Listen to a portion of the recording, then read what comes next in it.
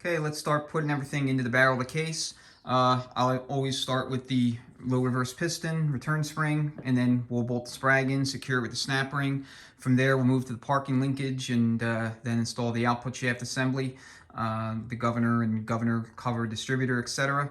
And then from there, we will proceed with the gear train, drums, band, and then finally the pump.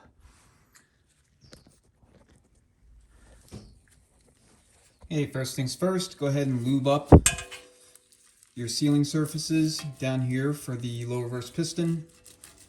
You want plenty of lube. Last thing you want to do is you cut either of those lip seals on the way in. If you haven't done so, lube up your bushing.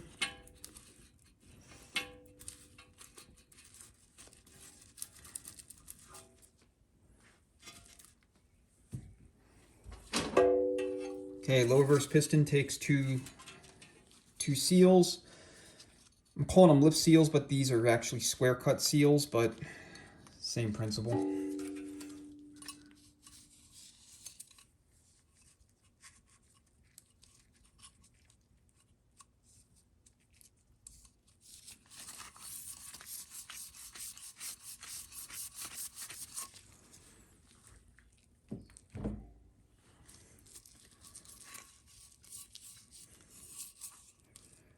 Same deal, heavily saturate them with assembly lube.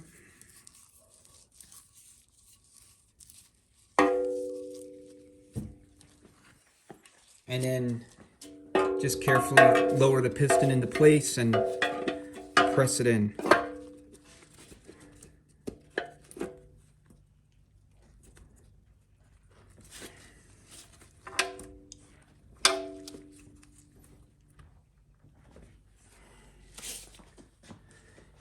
You may need to tap on it a little bit.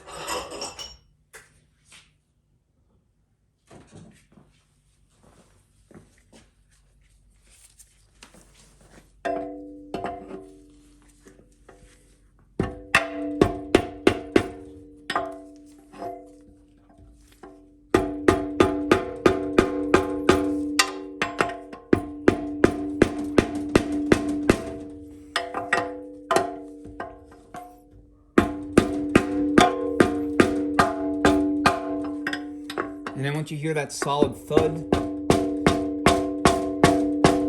you know it's more or less all the way seated. So just go around.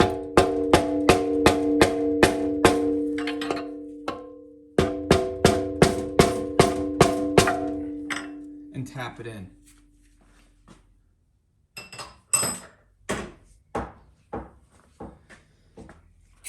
Okay, go ahead and install your return spring.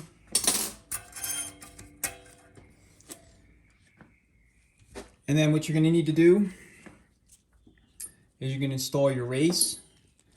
And what you absolutely have to do is line up this feed port and this feed port with the corresponding feed port in the case.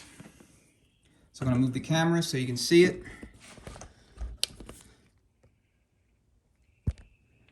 And it's right there at roughly the 8 o'clock position, right here.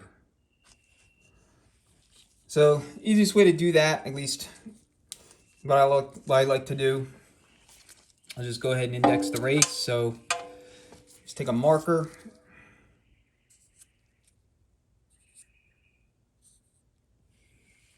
and just mark up your race so that you can see where it's going.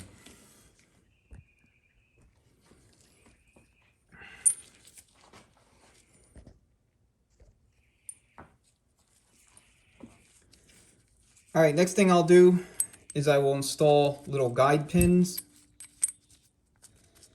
And these are nothing more than bolts with the heads cut off.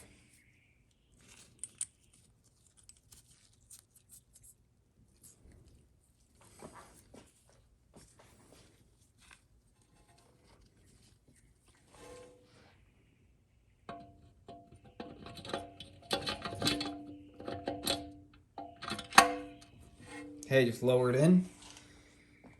Now what you're going to do is you're going to need to compress the return spring. So, see if I can lower this a little bit. I have the case marked. I'm actually just going to take it off the tripod. I have the case marked with 2 X's on these lugs here at the 3 and 9 position. These lugs represent the kind of geographic center of the case, if you will, and those are the lugs that you want to engage with your ring compressor tool.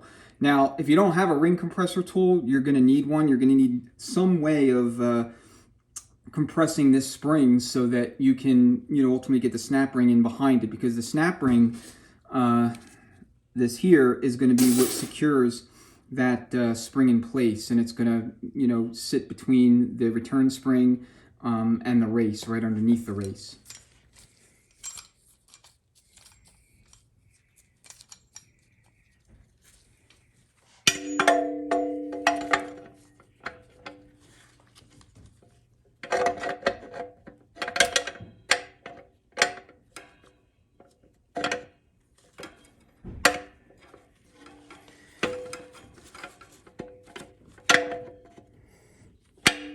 These tools can be a little tricky sometimes to get seated in the right location, but once you get it in there, you'll be fine.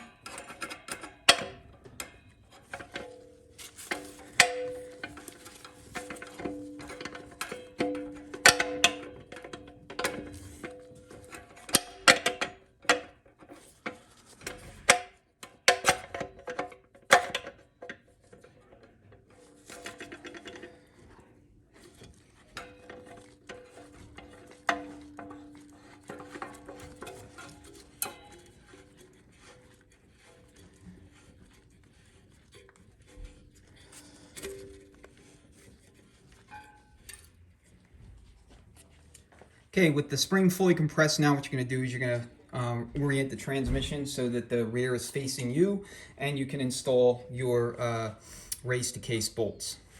So stand by. Go ahead and install 3 of your 5 bolts.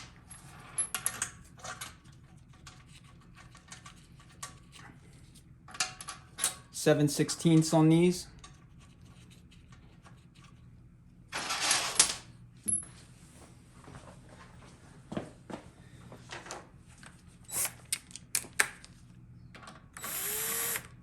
And just run them down until you get close to the case, and then you can take out your little alignment screws.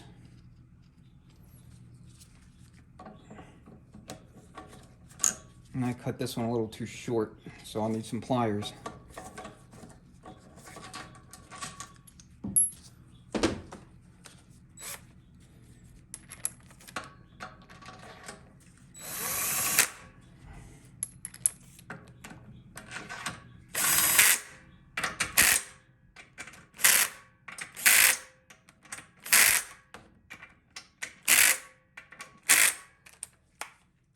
All right, these get between 18 and 25 foot-pounds. I typically do 20.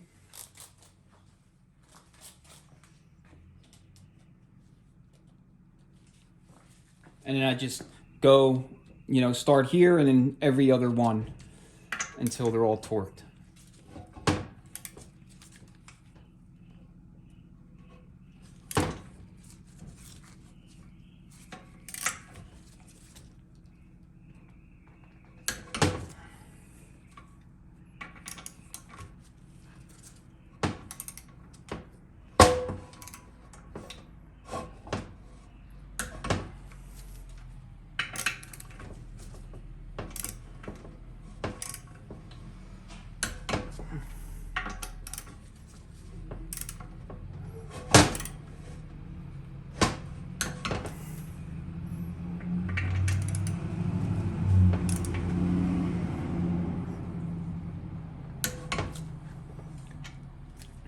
Okay. All right, so now I'm going to flip the case back upright and we'll install the snap ring. And then from there, we're going to reorient it back in this direction so that we can begin installing all the parking linkage, shifter, and output shaft, etc.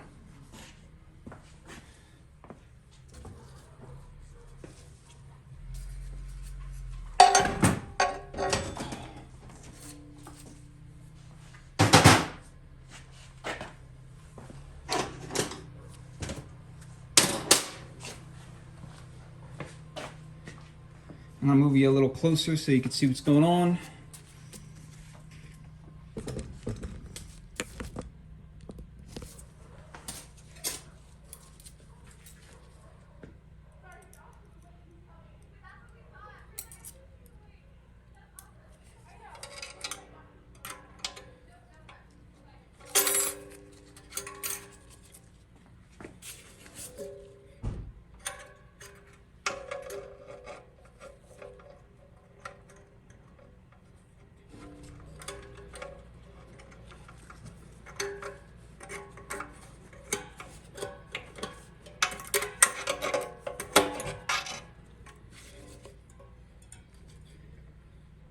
And then just make sure it's fully underneath that race and centered on the return spring.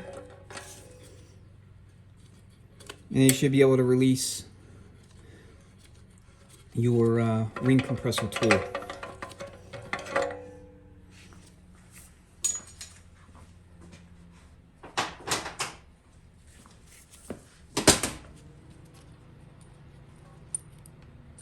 All right, I'm gonna flip it back around again. So the rear is facing us, and then we'll get to work on the linkage and output shaft.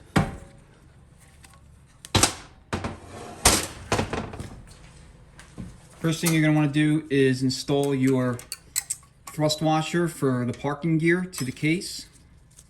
So it goes like this. And you wanna make sure that it's flush against this case.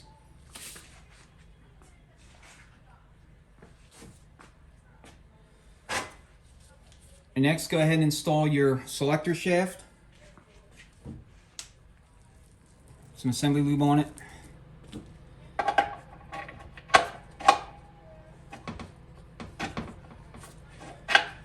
And you want to make sure it's in this orientation, so with the lever facing down, with the case upside down, so the lever actually points skyward with the case upright. All right, next thing you're going to do is you're going to take your rooster comb and parking gear rod, snake it through, and then mate it on, to the selector shaft using the flats, and just orient it like this for now. Don't worry about, the rooster comb or detent lever. And install your lock nut.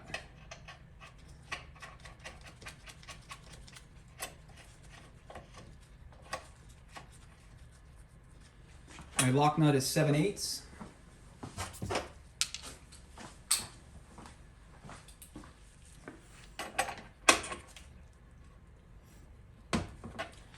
And then just cinch it up really tight.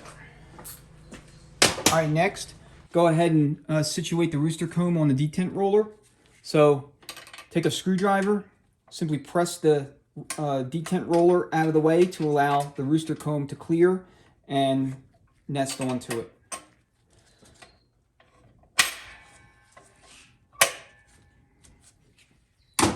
Now go ahead and install your parking pole rod.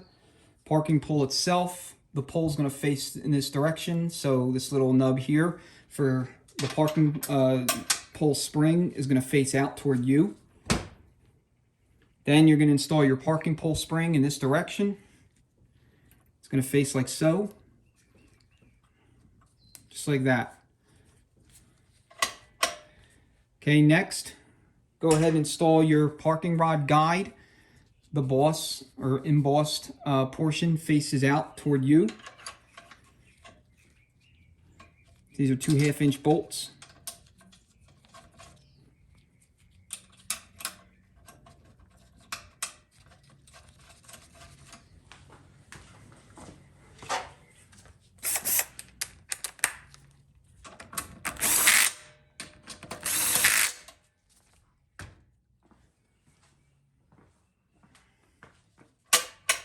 And just test it, make sure it's functioning. All right, so the next thing we want to do is install the output shaft along with the governor, collector, and distributor assembly and the parking gear. So to do that, what you're first going to need to do Just go ahead and grab your output shaft assembly. You're going to need to install your governor sleeve or governor distributor. And then you're going to need to install your 2 governor distributor tubes. The shorter tube goes in the port on the right, while the longer tube goes into the port on the left.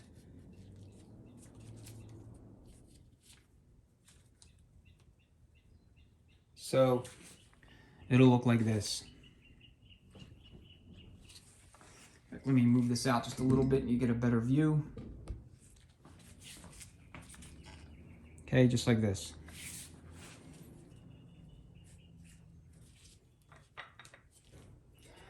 Then go ahead and install your parking gear, spline it on. This side faces out or faces you, whereas this side will face transmission. So before you do so, maybe put some assembly lube on it.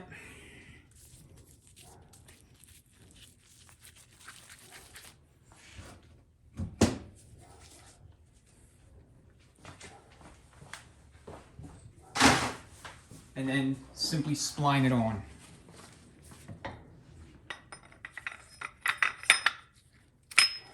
If you haven't done so, you want to double check, make sure that this thrust washer is 100% seated against that case.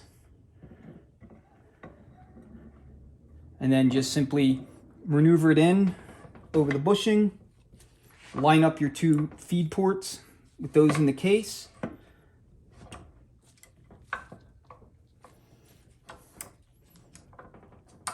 And you may have to manipulate your tubes just a little bit.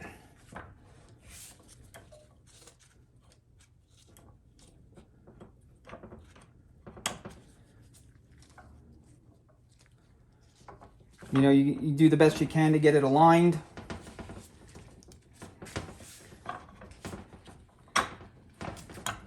Make sure that your parking pole pin is aligned with the corresponding location on the governor distributor. Okay, so once you have it fully seated against the case, go ahead and install your bolts. There's 4 of them, they take a 1/2 inch.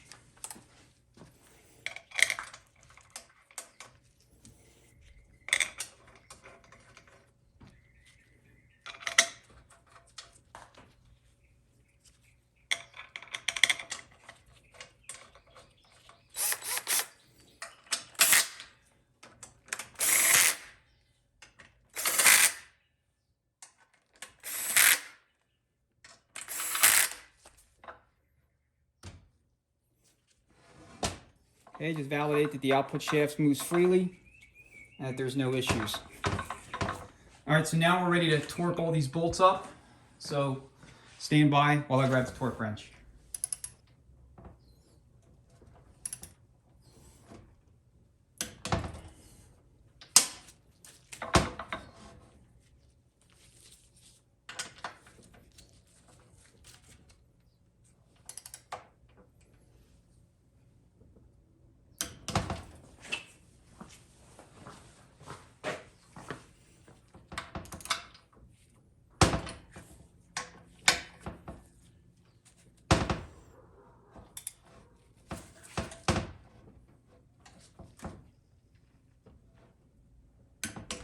All right. Okay, it's spinning nice and free, so that's what you want to see. So I'm going to reorient the case now so that we can see inside the barrel, and then we'll start putting everything in.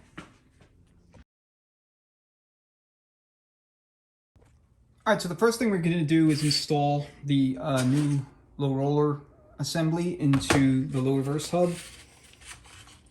Just going to take it out of the box, or the package rather, just like this.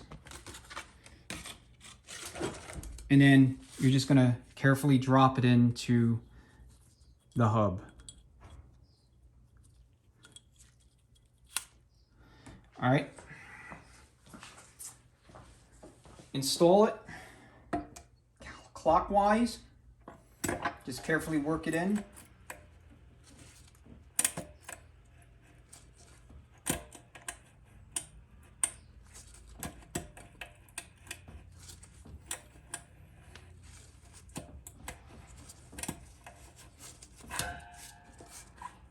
Okay, it's going to rotate clockwise and lock counterclockwise. You will not be using the snap rings that originally came on that hub, as they are not needed. All right, next, you want to install your rear ring gear. So takes a thrust washer, 3 tabs, put some assembly lube on it to hold it in place, and then install that.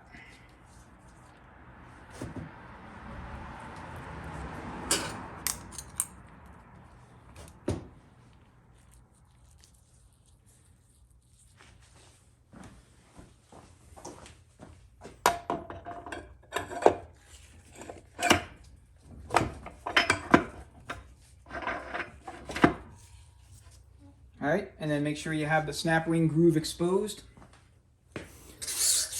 And then go ahead and install your little snap ring.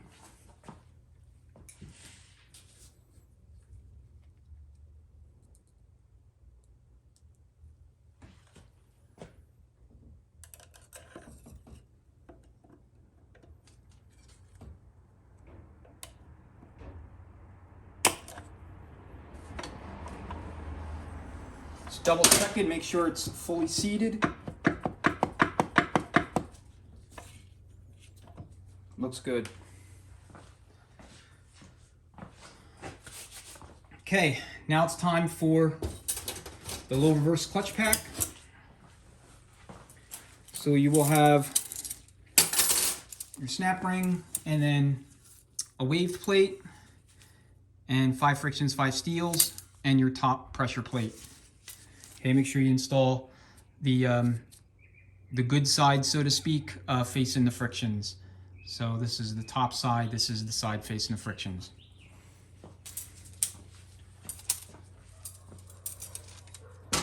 So installing these horizontally can be a little tricky. I mean, the steels go in no problem, but you got to align the teeth on the frictions with the teeth on the hub.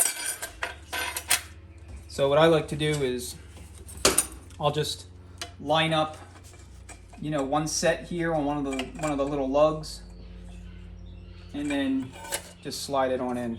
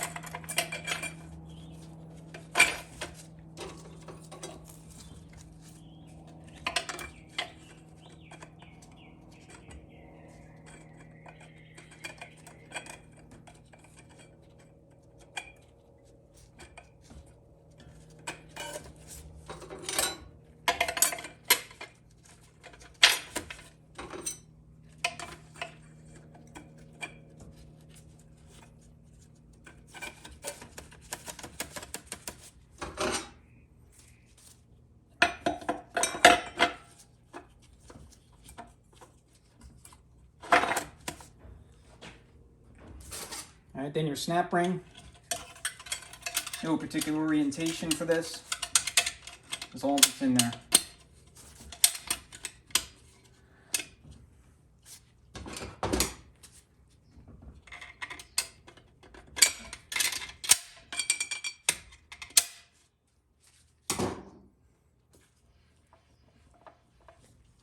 All right, so I'm going to confirm that everything's good with the low reverse clutch pack by introducing some air into this feed port right here, and we'll listen for the apply. And then this is also a good time to check your governor, make sure that it's, you know, that there's no interference between this conduit and the governor itself, making sure it's working correctly. So we'll do that also. So right here.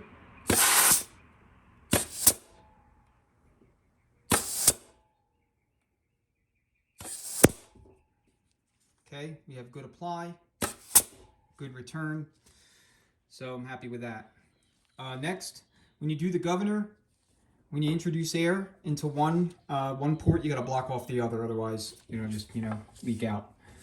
So what you're listening for here is movement in the primary and secondary governor valves. Secondary is here, primary is here. And it should sound a little like a buzzsaw. If you don't hear any movement, or it's blocked up or something, then you gotta take everything apart and figure out what's going on.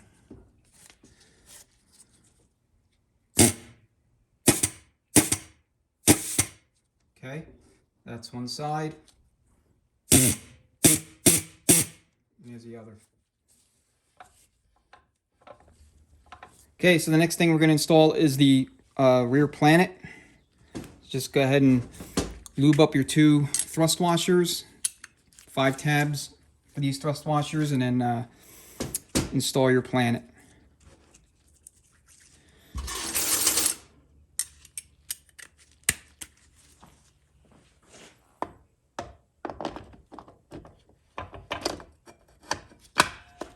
Okay, make sure the snap ring groove is exposed, and install your snap ring.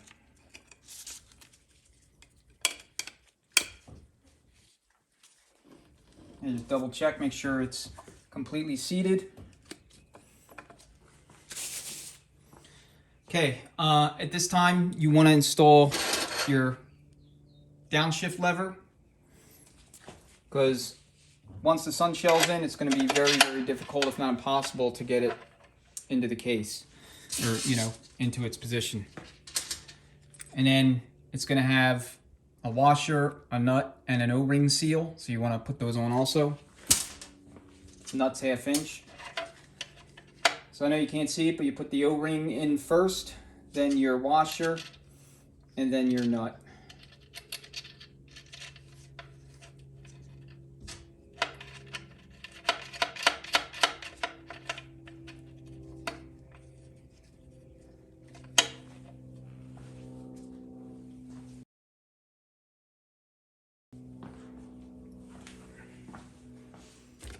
All right, next thing we're going to do is install the front gear train and drum assemblies. So just get the, do your best to keep the lever out of the way.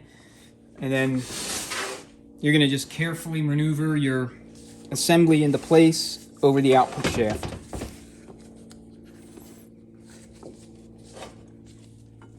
And then you're going to follow that up with the band.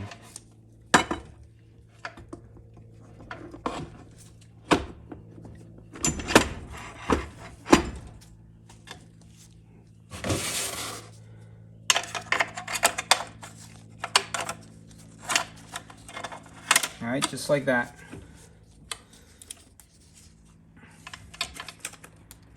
So the band should kind of hold the drum in place to an extent while you ready the pump.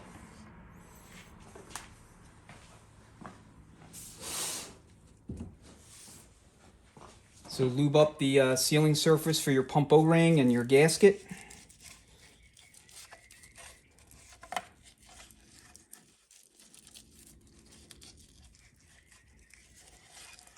Lube up the bushings in the drum.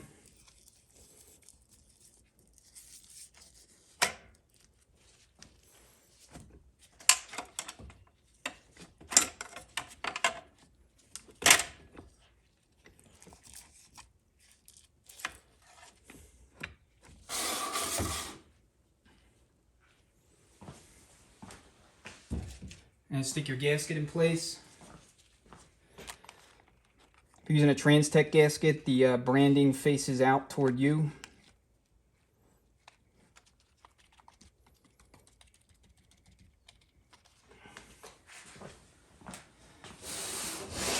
All right, lube up your pump bushings if you haven't already.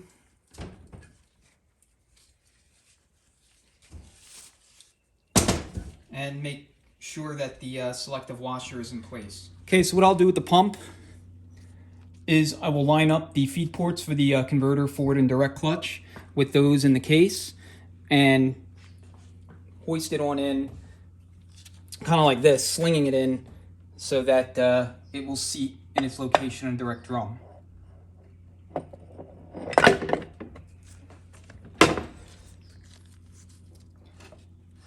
Okay, once it's in, you got your bowl holes aligned, just force it in.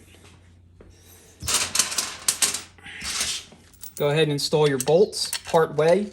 Just, you know, get a few threads in. You know, align the pump as you need to. And then we'll seat it all the way with a brass drift.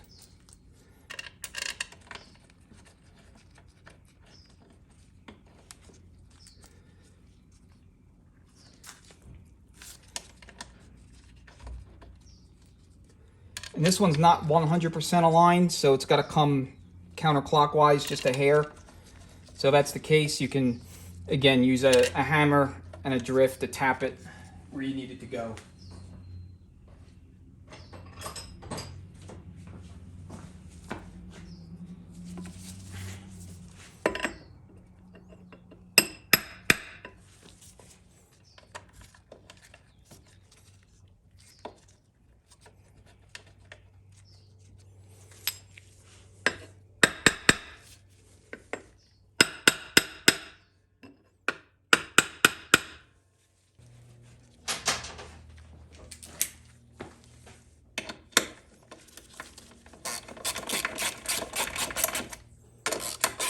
I'm just going to get them started. Make sure they're all in.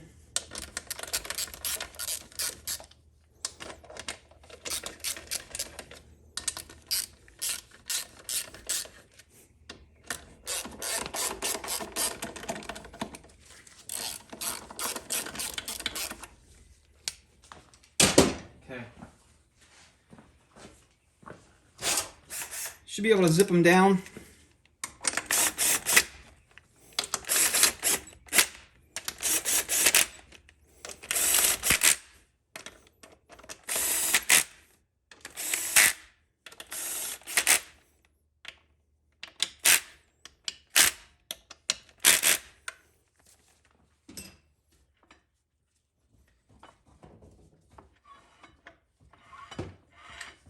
And you want to confirm before you torque them up that everything rotates.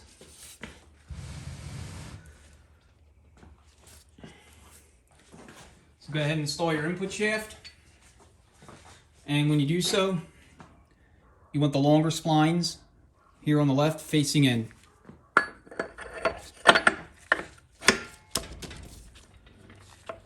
right, so everything's spinning, everything's moving. You could spin the output shaft counterclockwise if you want to move the drum. I mean, it might be a little bit difficult, but you should be able to do it. Make sure the band is not, you know, seized or caught up. This one's moving freely, so we'll be able to install our band anchors and servo and adjust the band as we need to. All right, I'm gonna go grab the torque wrench again and we'll torque these bolts up and then we'll do an end plate check. Okay, so 16 to 20 foot-pounds is the torque spec for this thing. I typically just split it right down the middle and go 18. And I do crossways, so like, you know, here, then there, and so forth.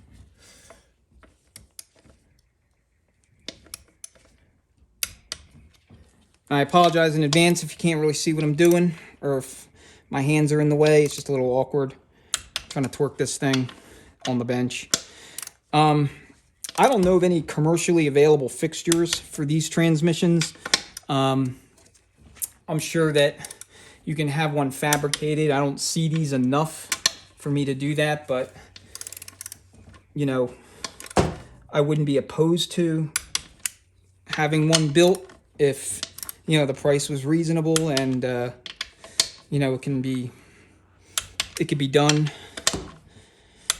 But most builders, you know, assemble these on the bench just like this. And yep, at times it can be awkward.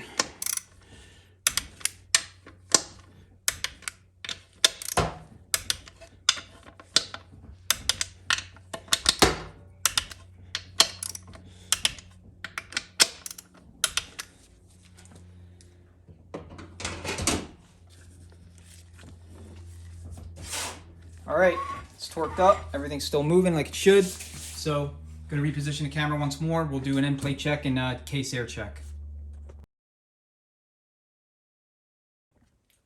Okay, so I'm going to do some quick air checks. I want to validate that the drums are still,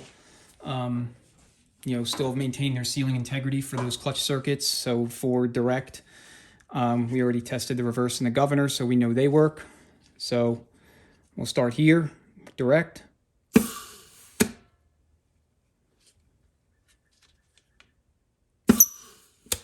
Okay, that works. Next, forward.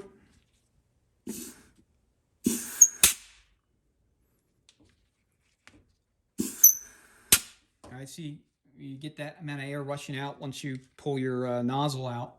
It tells you that all of the air is being trapped in there, which is exactly what you want. That means that the seal is really good. This is your converter charge. I mean, you can blow in it, but nothing's going to happen. All right, so now that we've done that, I'm going to zoom out a little bit, and then I'll perform end plate checks.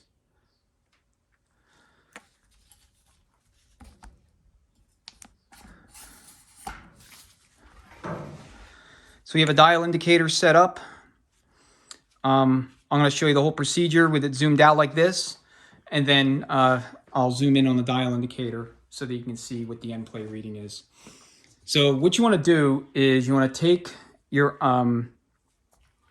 indicator, mount it to something like this. I'm just using a piece of bar stock with a wing nut and a bolt, and have it so that it's stable. And then you want your plunger right on the on the input shaft there. And then what you're going to do is you're going to take a hammer and you're going to just gently tap on the input shaft to knock the entire rest of the guts as far rearward as you can get them, and then zero your indicator. And then what you're going to do is you're going to take a long screwdriver and you're going to come in behind the sun shell. So you're going to pry forward on the sun shell and then take a reading. All right, so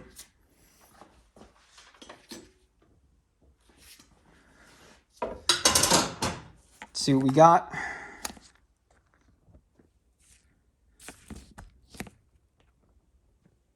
So we got 9 thousandths. I'll do this a few times just to make sure.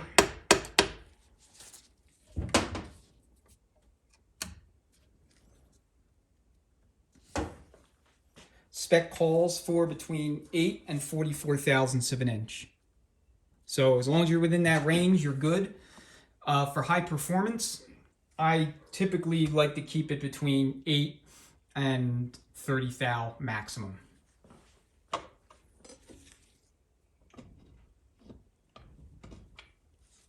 Okay, so I did it the next time. That's giving me looks like 12 thousandths, or just shy of 12 thousandths. So perhaps I didn't have it seated as far rearward, or I didn't pry hard enough. And that's why it's good to do these things, take multiple readings, because if you're kind of borderline and you're not sure and you only take one reading, then, it may not be accurate. We'll do it again. Okay, so now it's telling me 15 thou.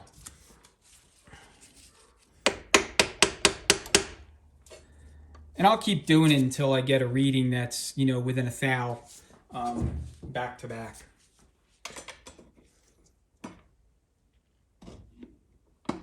Okay, I lost my grip there, but it's like 13 thou. I'm going to say the end play is between 13 and 15 thousandths, and that's perfectly fine. So it's where I prefer to have it. Now you can purchase different selectives, selective thrust washers. This is the washer that goes right in behind the pump. So I have the thickest one that's available from Ford. It's 90 thousandths or 90 to 92 thousandths. They give you like a range. And then there's ones that are, I want to say, 12 thousandths less. And then there's another one that's, 12 thousandths or so less than that. I'll put the exact thicknesses on the screen, so when you're watching this video, you have real information as opposed to my guessing. But from a ballpark perspective, that's what is available. And, if you need to adjust your end play because you have too much or too little, you can do so using those washers. Now, I did make a separate video on how the low inner sprag race, or that low roller race, also affects end play. So check that out. Now we're ready to put the band servo together. So we have our gasket, our servo housing, the new servo. This is an N servo cover. So that's this alpha digit right here. It's going to tell you what you need to acquire in terms of piston. So our servos are the servo that everyone wants to use for high performance. They give you the most apply surface area. But in a stock application, whatever came with the unit should be fine, as long as, again, you're running a largely stock power level and or original engine or whatever. You got your band struts, your adjusting screw, return spring, and a new lock nut for the adjusting screw. Don't use the old lock nut. All the kits come with a new one, so make sure you run that. All right, so I'll put the servo together, and then I'm gonna have to flip the transmission around the other way, and then we'll install the servo and adjust the band and all that good stuff. So like anything else, just lube up your housing on the inside of it, along with the servo cover.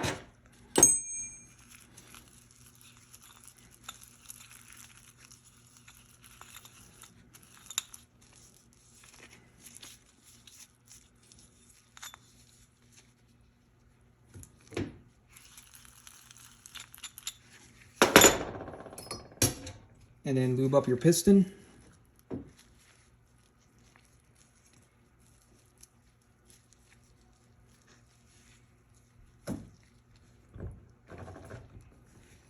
And then just install your servo. Goes right in. And then go ahead and install your cover gasket, or cover flange gasket, I should say.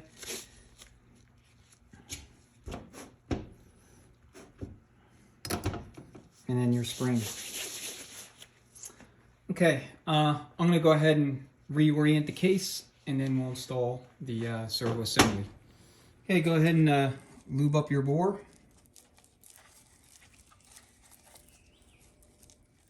And this is for the perimeter O-ring on the housing of the servo.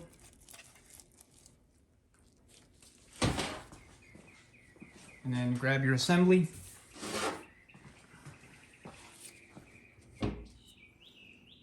And lube up your square cut sealing ring.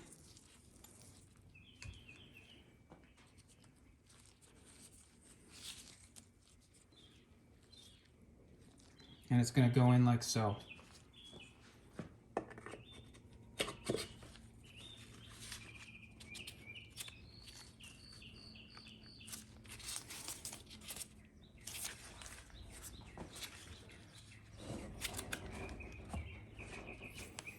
Okay, just hold it in place as best you can.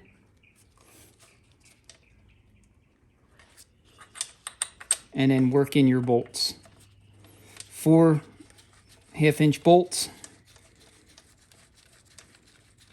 And these get between 12 and 16 pounds of torque. I just do 15.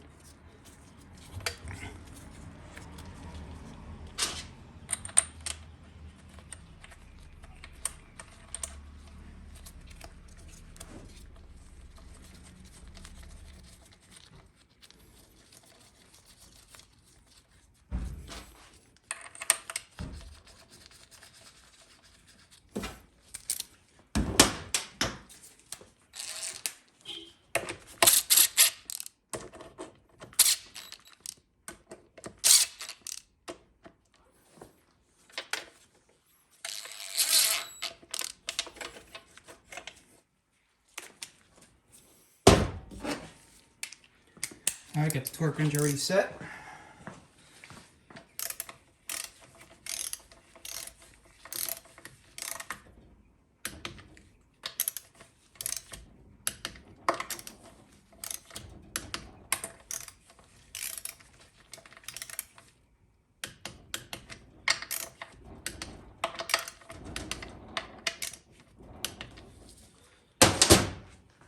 All right, next we'll do the band anchors and perform the band adjustment.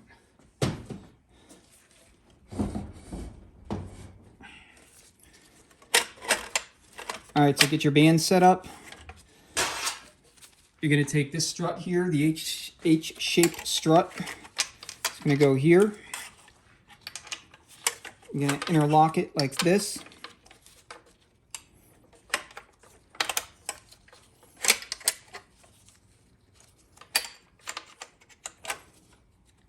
Okay. And then you're going to grab your adjuster nut. Get your other band strut in position. And you're going to screw in your adjusting nut.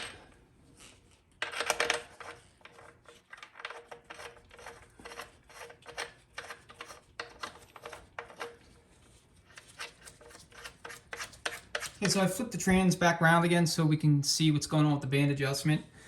And what we're going to do first is we're going to tighten down the band adjustment screw to 160 inch-pounds or 10 foot-pounds. And then we're going to back it off 1.5 turns. So for this, I'm going to use a 12.8 millimeter socket, and then we'll go until we hit torque, and then we'll back it off.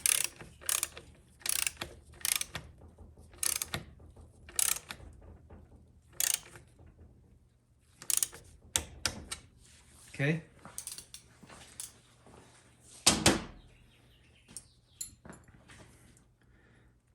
So we're going to put our lock nut on.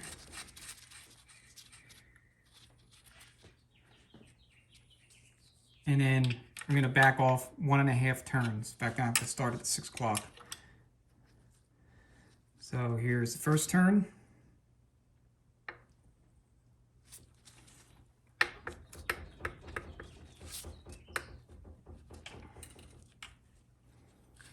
Okay, that's 1. And 1/2. All right, then what you want to do, you want to rotate the output shaft counterclockwise, make sure that there's no binding.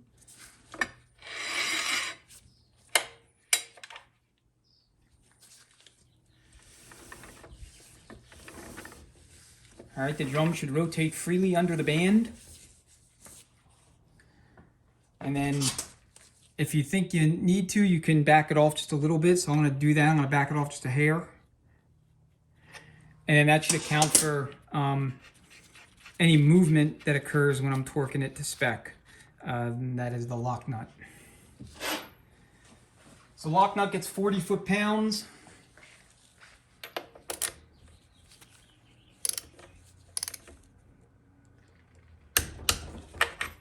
And the adjusting screw did move a little bit, so we'll check it again. Seems fine. We'll do an air check.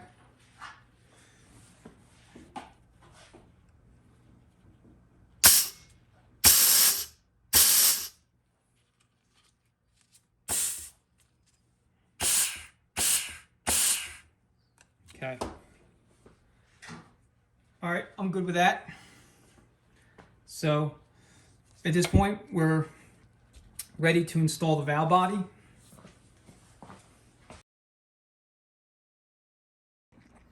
All right, so installing the valve body is fairly straightforward. What you want to do is you want to put the transmission in neutral. And then on the other side of the valve body, you want to align the cutout on the manual valve with the little engagement stud here on the selector. And then you also want to ensure that you get your kickdown lever situated between the retaining stud here and the valve itself. So get your lever oriented so that it's roughly at the 11:30 to 12 o'clock position, and then lower your valve body into place.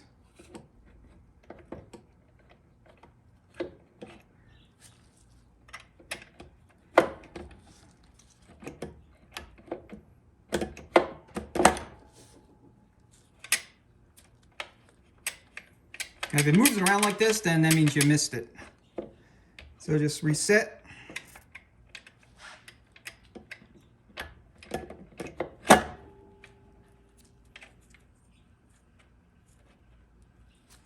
And then check.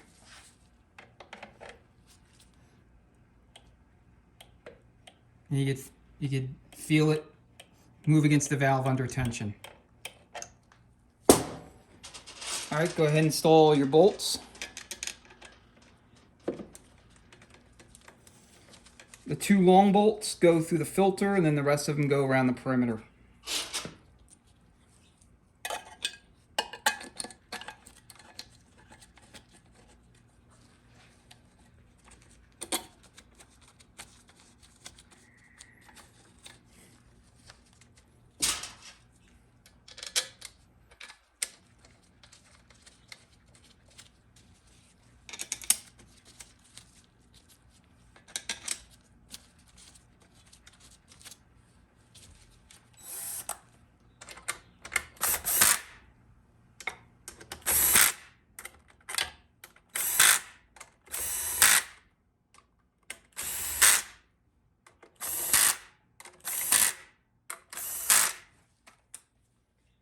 So torque spec on these is anywhere from 90 to 125 inch-pounds. I typically will go 100. No particular order. Again, it's up to you. I typically start up here, this bolt, and then I'll go, you know, front to back until they're all torqued.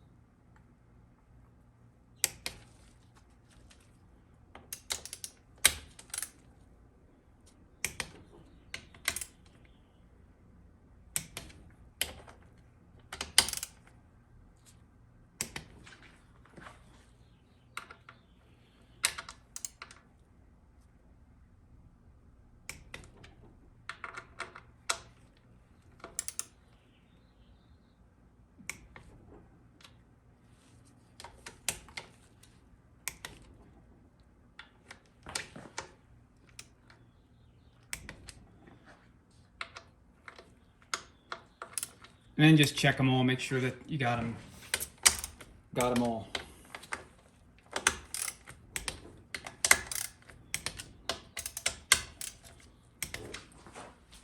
All right, so that's valve body.